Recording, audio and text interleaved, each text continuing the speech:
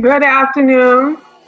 Happy Veterans Day to everybody. Thank you for joining us once again on a Friday afternoon with your lunch hour. We are so appreciative that you take your time to tune into Sweet Talk.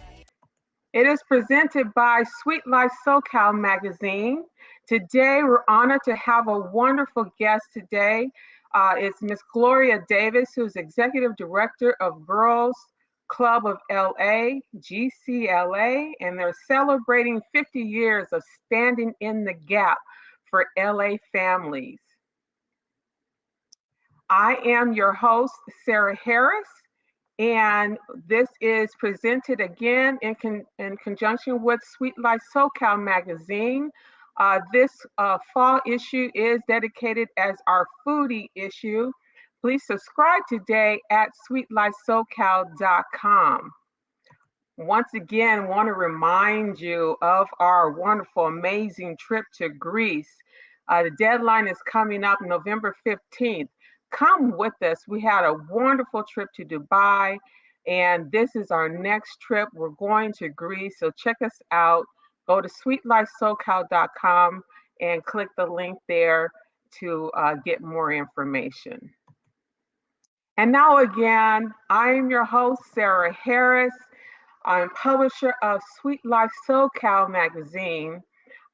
Before we forget to tell you to subscribe, like, and follow us so that you can stay in touch when we have our Sweet Talks. You don't want to miss a beat. Oh, this today. We have for our fall issue as our foodie issue, and we've been having some amazing conversations about food. But today is a special day because we are talking to a person who is standing in the gap for LA families.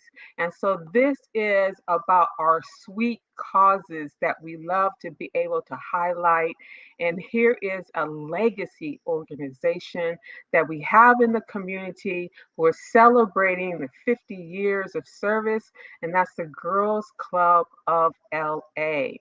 So without further ado, let's hear more from the executive director, Ms. Gloria Davis. All right, bringing her in. Hello, Ms. Davis. How are you doing? I am great. How are you doing? Good afternoon. Wonderful. I am so honored, so glad that you joined us here today for another Sweet Talk, and I'm looking forward to our talk. Um, I just found you to be so gracious, and I found you to be so caring and concerned about those that you serve. But I want people to understand and kind of having a glimpse of who you are. I believe that you were born in Bowling Green, Bowling Alabama. G, Alabama. Bowling G, okay. Yes, I'm a Uh, Southern girl. But Wonderful. before I talk about myself, I just want to say, I want to thank you, Sarah, for this opportunity. And we have been working together for a while, and I just love working with you, and I've learned a lot from you. So I'm just really thrilled to be here with you today. I have watched you from a distance for years, and to be able to work with you, it's truly an honor. And I want to also, on this Veterans Day, I just want to honor and appreciate the brave women and men who serve our country and thank them for the sacrifice and service. Yes, no doubt. I mean, without them, we would be lost indeed for many a reason. So, just as you stated, we salute our veterans for Yes. sure, for sure. Yes. Okay, so getting to know you. Okay, back to you.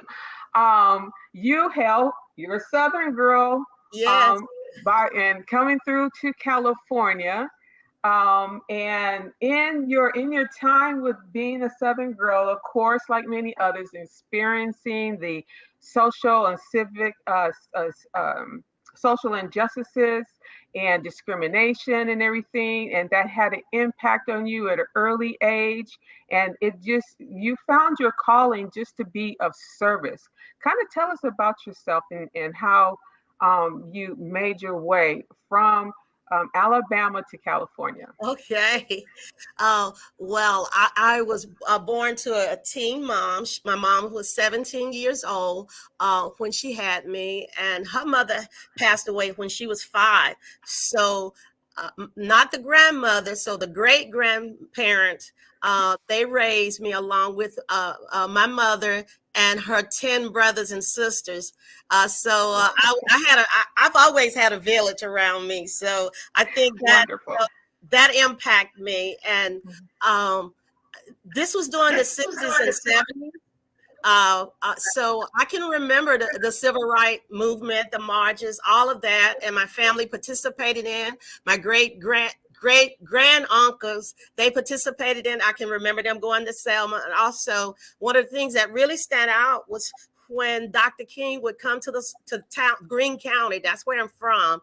And we was one of the counties that had the first African-American sheriff, probate judge, and commissioners. So it was a lot of campaigning going on all the time in the small community. And I can remember Dr. King coming, and they would have to actually stand outside with their guns to keep the KK from coming in. So it seemed like I always been involved in some type of movement. And from that, I was very active as a young person during my teenage years. And I can, it was the community that I'm from was very segregated. It was 85% African-American and the other 15%, and they was in charge most of my young years. And then eventually, we began to hold positions.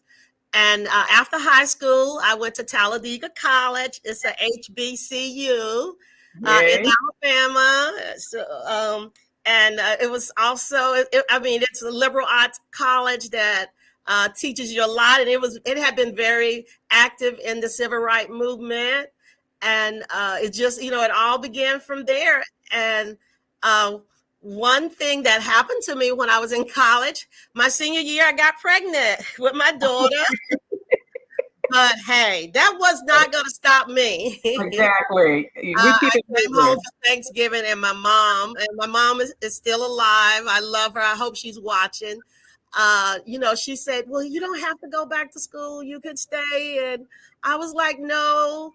And my sister was also at college with me, Gracie. So I went back, and all of my roommates, we was in a suite. They helped me get through it, made sure I got to class on time. And my daughter, I had told myself, I said, my daughter gonna come during spring break.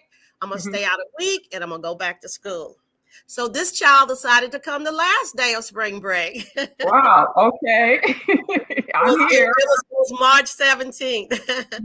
So I was able to go home for a couple weeks, and I returned to school, and I was able to finish school.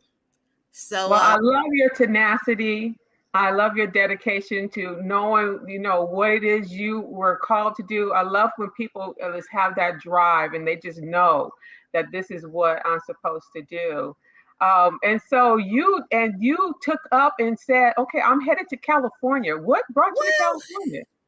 Well, I had a lot of relatives out here. Okay. 2 of my uncles, which is deceased.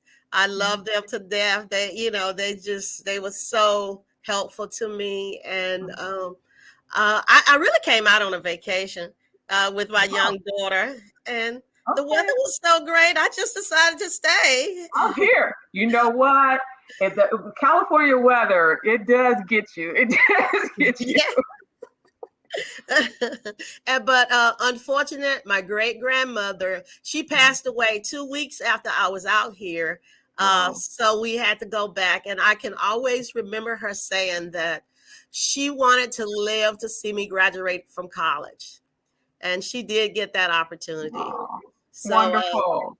So my uncles, they flew us back. I had a cousin out here too, that my mom raised as my brother. So we went back, and at that time, my mom encouraged me to let my daughter stay with her until I got myself together. So I agreed to that, which was kind of hard. Well, just in terms of, because that's family support, that's Yes. family love, and that's the kind of things like we'll get to within GCLA in terms of your approach, a holistic, well-rounded approach about all of the things that affect family life and what you need to do. So you witness it. You were the first recipient in terms of within your life of knowing that what the kind of impact that has on your life. Yeah. You came and you worked in with mental health, Kedron Mental Health. Yes, my first job was at Kedron Mental Health. We had, I think it was like 4 departments. It was the nutrition department, child abuse, and it was 2 other ones that I can't remember. It's been a while, but I did work. I worked with nutrition and with child abuse, and I developed some great habits there. I became a vegan. Okay. For many years, it didn't last, but and just learning. That really has helped me learning Mm-hmm. about child abuse and just being able to educate the community about it. All the Mm. things that happens, to our children. A lot of times, some of the things that I realize, some of the things that we are doing. We don't even realize it can be abusive or harmful to our children. Wow. So that was just a great opportunity of learning and informing the community about child abuse and nutrition. I mean, those are 2 great things right there together.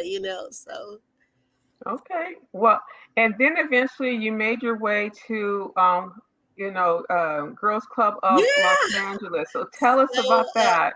So after I left Kedron, I was working at the Westminster Neighborhood Association because in college I had got a degree in psychology, and I was just wanted to know, how I work for personally myself, and so and when I was in college, I had the opportunity to work in a special need child care center, Mm-hmm. which I just really started gravitating to young children, and so I wanted a job working with children.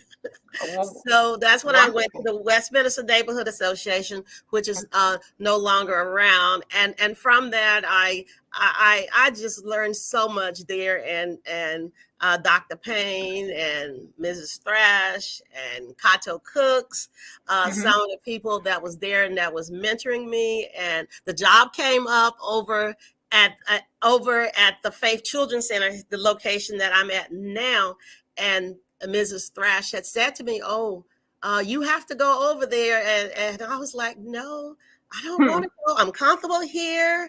I think I probably had been there a year or two. About a year or two, you start feeling a little comfortable, and I was working with preschoolers and school age children.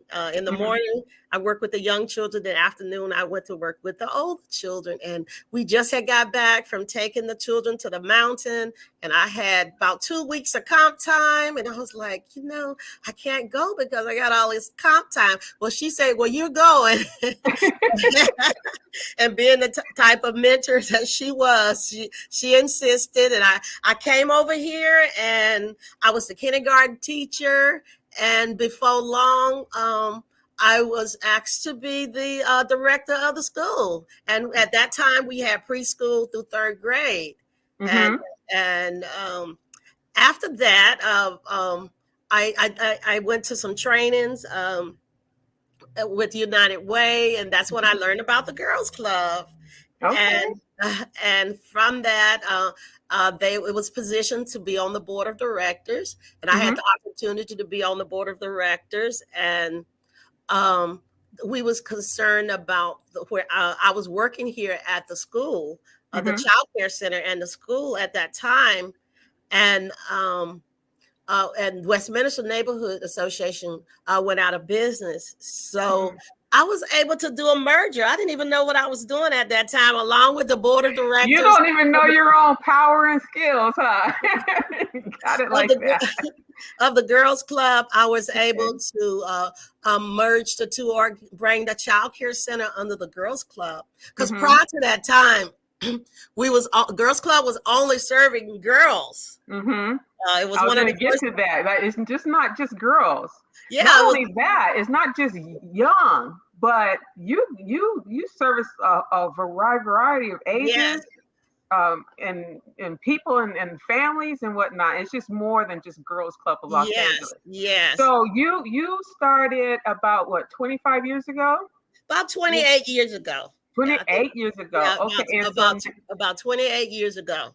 okay, and so now Girls Club of Los Angeles is celebrating its 50th anniversary. I think Yeah. that's so important. We have to cherish our legacy organizations because you have paved the way. The organization has paved the way. It has weathered the storm. It has seen the successes, but most importantly, there's been hundreds, if not thousands, of families that have benefited and been able to make for a better community. And so I just tell us about what are you doing? What is something that you're celebrating with for your 50th anniversary? Oh wow! Oh, I'm just so proud to be part of this organization, and to be able to celebrate a 50-year history, just serving children, youth, and families in South Los Angeles. So one of the things that we're doing to celebrate this 50th anniversary, we are providing 500 families with $50 gift cards, grocery gift cards for this Thanksgiving season, starting tomorrow. And What? yes, so 50, 500. Hey, maybe next time it'll be You 5,000. know, who knows what? But that's Yeah, amazing. And yeah, this is Thanksgiving time and yes. Christmas time, so it's like say you want you for your meals, your family meals or whatnot, or whatever. That is amazing. So So now, Sarah, not to cut you off, but we also do have a food program. So this is above and beyond the food program. And usually we do about 150. But this past Wednesday, our food program, we was able to serve 234 families. With the 500 families, we're going to do this again during the holiday seasons. December also, so we're doing it for November and we're doing it again in December. So if folks want to contribute, they can definitely go to our website, which is girlsclubla.org. I see yes, you have there go our website. well, just in terms, kind of explain some of the things that you do, because it's you have the education component and daycare component, so to speak. But like during COVID, you stepped in to be a place where it passed out PPE and different things like that. Early education, youth development. Tell us about some of the things that Yes. So you do. I know at a glance, the name implied only girls, but in reality, that was in 1972. But since that time, and you talked about some of those things, and we just have evolved over time. And our core services are early education, youth development, and we have workforce preparation, food distribution, the foster grandparent program. We on a daily basis we have about 30 volunteers, and anything that we can do to sustain life, that's what we're doing. But our food program, we've been doing our food program for a long time with our families, but it was small. We was doing about 50 families a week, trying to serve the families in our daycare center. But during COVID, we was able to pivot.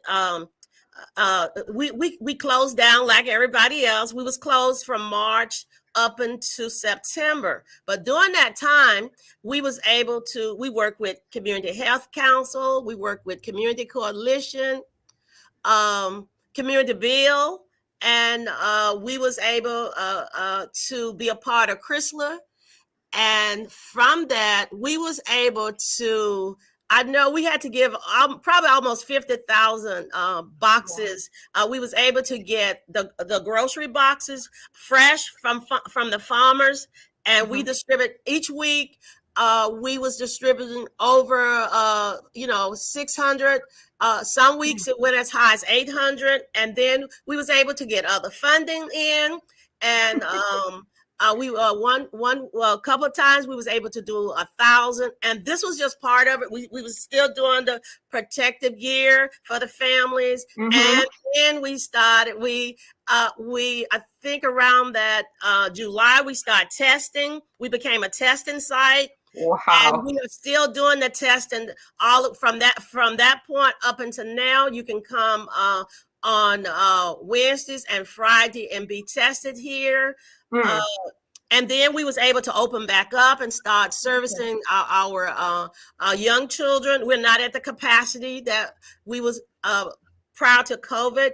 We would have anywhere from 80 to 100 children on campus. But we were also able to go virtual during that time, and our teachers, they stepped in. The parents that did not have transportation, they was able to deliver food to their houses. And we was laughing yesterday about the kids. They would be standing outside and say, "Teacher, please take me back to school with you." But we was closed, and we was also able to do the same thing with our youth. We work with Teach Tech, which is a charter school next door. So, and some of their young students was able to come over and volunteer. And also we had them on a work readiness program where they was able to earn 100 hours or more. I think it was 100 to 120 hours during the school year. So they used a lot of those hours to come over and volunteer. Just so much going on over at Girls Club of Los Angeles. And I've been popping in. Some of the people are excited for you. Just popping in some of the comments. Gloria, you are such a pillar in our community. Before, the one I had open was "Thank you, Gloria, for your dedication to the support of Los Angeles community, children, and families. It was an honor to know you. Continued success." And so just, beautiful, my beautiful sister, by Carolyn. It's just, and let's see, one more. Thank you, Miss Davis. GCLA is truly doing the Lord's work, true servant leadership that our community truly needs. Yogi Marquise. So just, they're showing the love. So evidently you're having an impact on the community. Here's another one. We have Loretta Randall, awesome sister Gloria. So, I see, if you go on Century Boulevard, in between, it's east of Van Ness. Yes. It's a sprawling campus that you will see where they provide all of these services from on this location. And you got to check them out. Check out the website for the different services that are offered there, because again, it's not just for girls, it's not just for young children. It's a family servicing organization, and I just love that about what you do. So tell me exactly, tell me where you see Girls Club of Los Angeles in, like, the next 20 and maybe 50 years, huh? Only if I had a crystal ball. Right. Well, what are some of is there like a particular, major project or major initiative or something that you just really itching to get to? Is there something in particular that you just had bubbling up inside of you that you really would love to see happen? Oh, yes. But before we get to that, I just want to say, we have been the forerunner of planting seeds of kindness and social justice through action. And I dream that the children and the youth we're serving today will be inspired by our commitment, and that they discover the joy of serving others. I'm sure technology will evolve over time, but the most common denominator should be the kindness and service leadership. But besides that, I do dream, I do imagine, and I would love to have for our community. You go in other communities and you see these wonderful big buildings. So on this corner, along with Etone Promise Baptist Church, because we share this property with them, and but I would just love to see a new building here, just a state of the art with all kind of whistles and just a whole everything, Right. and even housing on the top, and the youth center, the child care, grocery store, Oh housing. my God, I see it. uh, Cleaners, just everything Okay. that you could imagine that would, the ones that you see in other communities where they have the housing, they got the grocery store, A mixed use. there. You got parking on the ground. You don't have to worry about parking on Century. So, that's what I envision Yes. in the next 20 to 50 years. I just want to plant the seeds. I just want to plant the seeds, and It somebody can else can come along. definitely, look, speak it into existence. It can definitely happen. You have a great space over there to make that happen. I can see it now. And in terms of, again, having this wraparound services and a holistic approach to everything, and to have that mixed use in place will just be Yes. so appropriate for servicing Girls Club of Los Angeles. In your time or the history of Girls Club, is there any particular milestones or historical moments within GCLA's history that you can think of, maybe?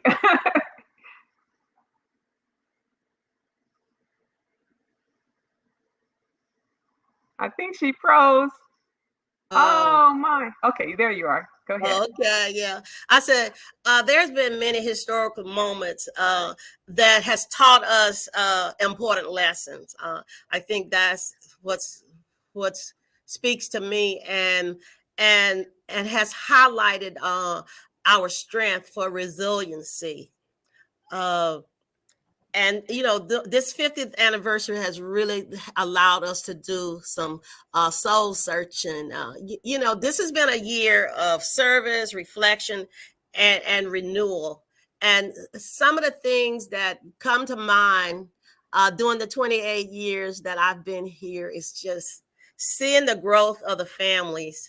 We get a chance to see young children, and I can recall this one family with this young man. His aunt and I came to work the same day, and he went through the preschool and the K through third grade, and he, uh, he was able to bring his children back about several years ago, and to see the generations, to see 2 and 3 generations of families coming through here. I guess that has truly been a highlight for me. And I can also think of another one of my teachers. Her daughter went through our programs, and she started when she was 14.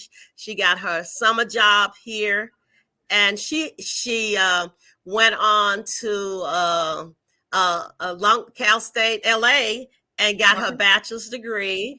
And she came back to teach in the early education department. She got her degree in early childhood, and most recently, she came back, and she have a 2-year-old daughter. Her 2-year-old daughter is here, and Wow. she's back directing our programs. And All this right. is, I think, the historical moments for me is we are in the community. We hire from the community.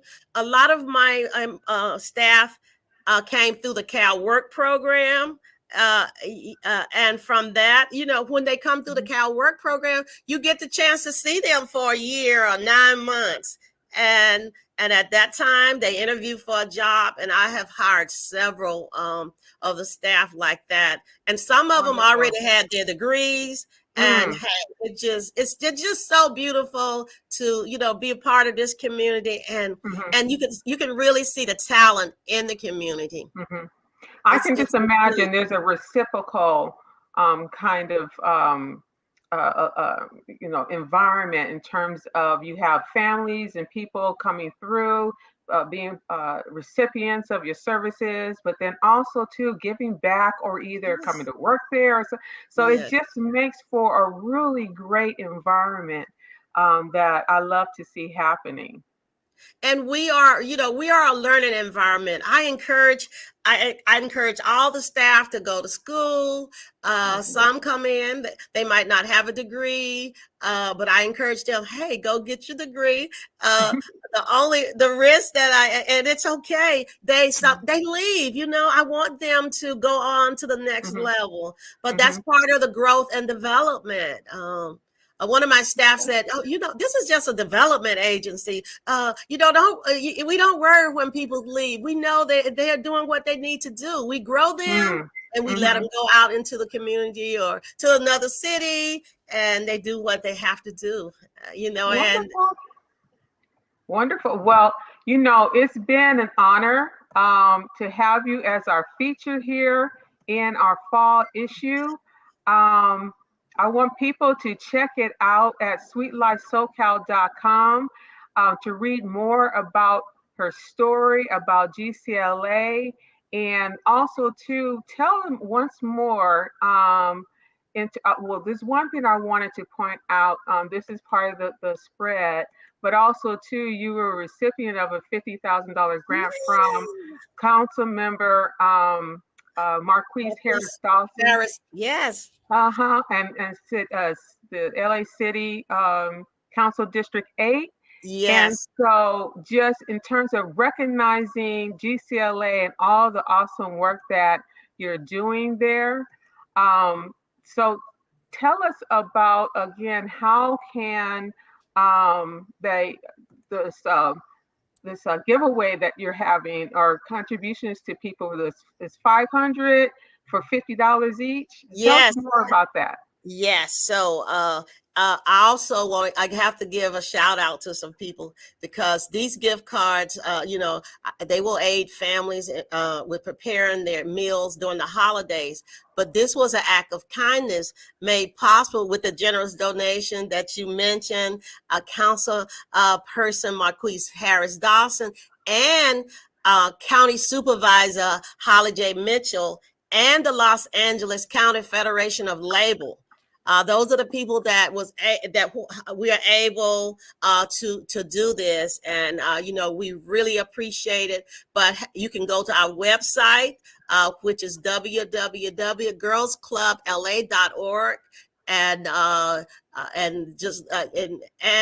from there we'll get the information. And you can get in line with everyone else. We've already started collecting, because we have our people that come every week. But until they're gone, everybody is open. Make it happen. It's not just the 8th district, but it's the county too. So and the city is the city. So we are just so excited that we can do this, for the community, during this holiday season. And I know some of the other things that we are doing during this season is that we hope to have, we will have several open houses to showcase our services and our program.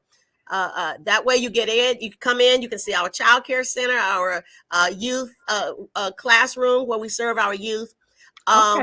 We are looking forward also to having a gala.